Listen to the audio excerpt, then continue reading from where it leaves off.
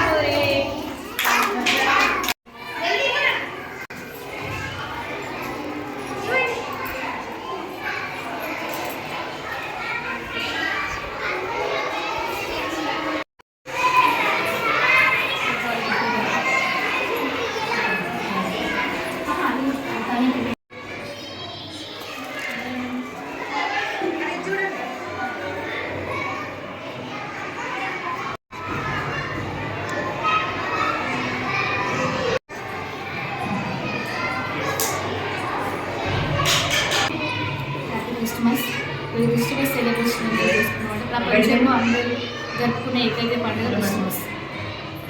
Christmas అనేది అన్ని దేశాల్లో ప్రపంచమంతా జరుపుకుంటారు.